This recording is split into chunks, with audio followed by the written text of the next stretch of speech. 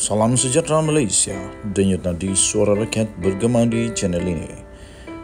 Jangan lupa tekan butang subscribe, like dan share. Malaysia kita punya, cintai Malaysiaku, kita jaga kita.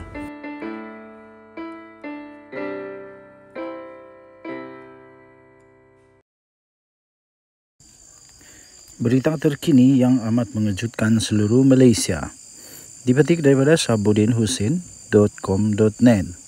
Bertajuk, mujurlah masih ada Rafizi. Ketika ramai memilih untuk menyetujui dan mengampu Anwar Ibrahim dalam isu pelantikan anaknya, Nurul Izzah atau setidak-tidaknya hanya berdiam diri bagi menyelamatkan masa depan sendiri.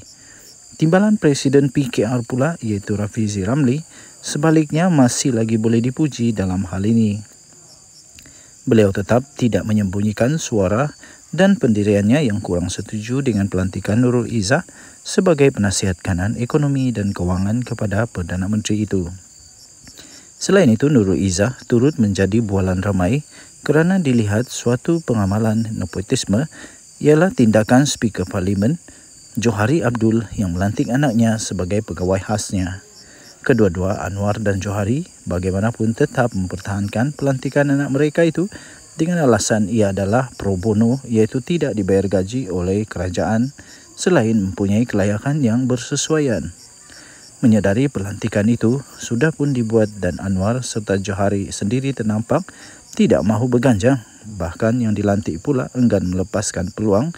Walau menerima kecaman ramai, Rafizi yang juga Menteri Ekonomi berkata, budaya nepotisme dengan melantik ahli keluarga sendiri ke jawatan tertentu dalam kerajaan perlu dielak pada masa akan datang. Katanya dalam kenyataan itu, saya berpandangan perkara ini perlu dielakkan oleh mana-mana kerajaan pada masa akan datang. Bagaimanapun bagi kes Nurul Izzah dan Iqbal, pelantikan sudah dibuat, katanya sebagaimana dipetik oleh Harian Metro. Kini katanya pelantikan itu diharap dapat dibuktikan dengan kedua-duanya mampu membawa nilai tambah yang boleh dibanggakan. Katanya, ia tidak melibatkan dana awam. Apa yang kita harapkan sekarang ialah mereka perlu buktikan mereka akan membawa nilai tambah, tegas beliau. Begitupun Rafizi berkata, pihak yang terbabit dalam membuat keputusan sedemikian wajar mengambil perhatian terhadap pandangan rakyat dalam isu berkenaan.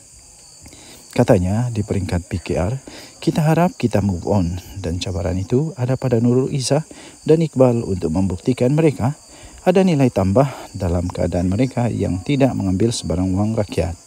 Katanya lagi, sudah pasti saya faham sentimen itu, katanya dipetik sebagai berkata, secara sedar atau sengaja enggan mengakuinya, kita seharusnya berbangga dengan pendirian Rafizi dalam hal ini. Pendiriannya yang tidak terburai untuk bersetuju dan mengampu Perdana Menteri seperti mana kegemaran yang lain adalah ibarat permata yang mampu menyelamatkan PKR dan PH pada masa depan di ketika rakyat di luar secara majoritinya menolak pelantikan nepotisme berkenaan. Cuba kita bayangkan jika ketika ini timbalan Presiden PKR pun turut sama menyokong dan mengampu Anwar selaku Perdana Menteri dalam pelantikan Nurul Izzah itu. Atau jika ketika ini bukan Rafizi yang memegang jawatan timbalan Presiden PKR, siapakah lagi yang boleh diharapkan untuk bersuara mewakili pendirian majoriti rakyat? Hakikatnya, mujurlah masih ada Rafizi yang tetap sama jiwa dan pendirian seperti sebelum ini. Jika tidak, disebabkan ramai yang ternampak mula terseronok dengan kemilaunya kuasa sekarang ini, malah tidak lagi menyebut perkataan reformasi sebagaimana dulu-dulu. Entahlah masih ada atau tidak masa depan PKR dan PH pada PRU16 nanti jika berterusan begini.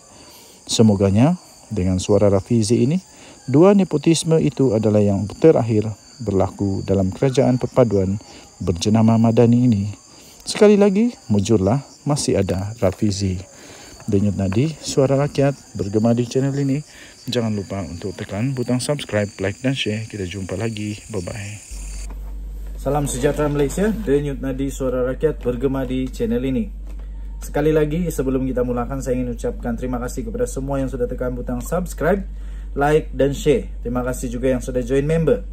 Sekali lagi, untuk penghantaran seterusnya kita ingin memanggil Encik Hisham Spiderman.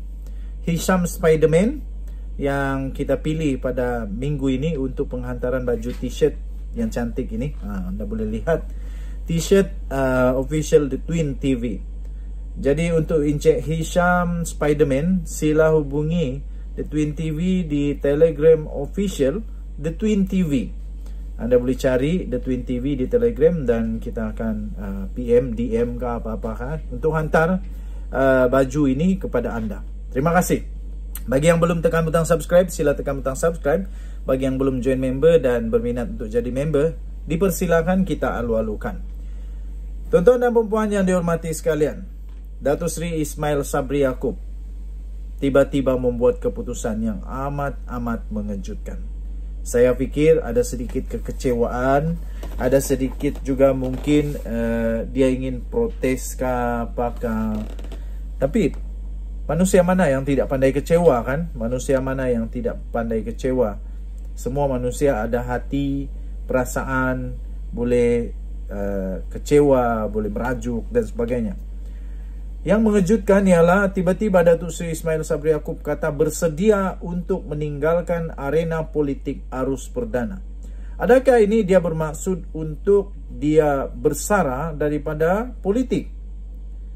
Adakah dia keluar daripada politik? Adakah dia pula akan keluar meninggalkan UMNO?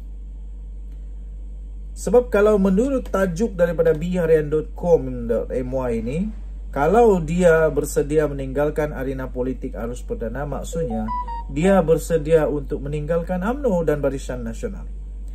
Datuk Seri Ismail Sabri Yaakob mengumumkan beliau sedia untuk berundur daripada arena politik arus perdana dengan perancangan awal untuk berehat sebelum ini, yang sepatutnya selepas berakhir panggal pilihan raya umum ke-14 yang lalu.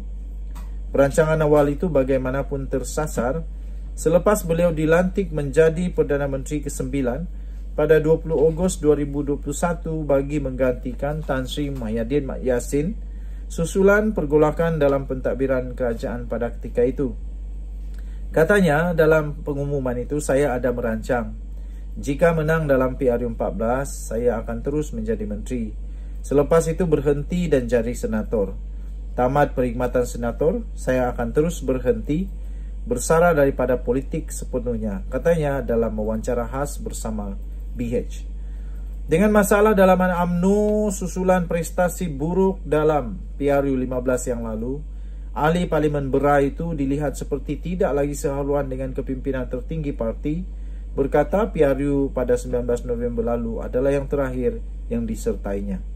Katanya sebenarnya saya merancang untuk berehat selepas PRU 14, namun ditakdirkan jadi Perdana Menteri.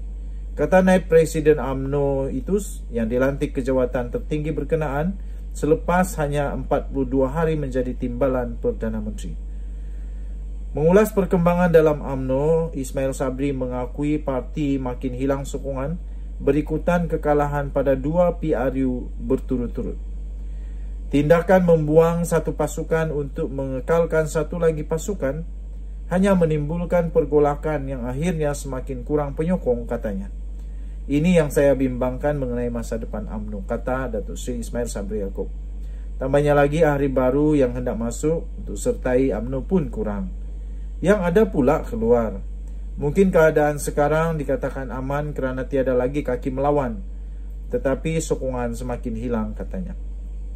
Beliau merujuk kepada keputusan Majlis Kerja Tertinggi MKT UMNO yang memecat beberapa pemimpinnya selepas PRU 15 kerana dikatakan telah melanggar peraturan dan keputusan parti, manakala beberapa yang lain pula turut digantung keahlian. Sebelum PRU 15, antara nama-nama besar yang dipecat adalah Tan Sri Anwar Musa dan Datuk Seri Syahidan Kasim, disusuli oleh pemecatan terbaru membabitkan Khairi Jamaluddin dan Tan Sri Nur Omar pada 27 Januari yang lalu. Bekas Naib Presiden UMNO Datuk Seri Isamuddin Hussein dan Naib Ketua Pemuda pula Syaril Sufian Hamdan pula antara yang digantung keahlian selama 6 tahun. Khairi dan Nur Omar pula antara yang lantang mengkritik kepimpinan presidennya, iaitu Datuk Seri Dr. Ahmad Zahid Hamidi, dan keputusan Perhimpunan Agung UMNO PAU 2022 pertengahan Januari lalu yang meluluskan usul tiada pertandingan 2 jawatan tertinggi parti. Denyut nadi suara rakyat bergema di channel ini. Bye-bye.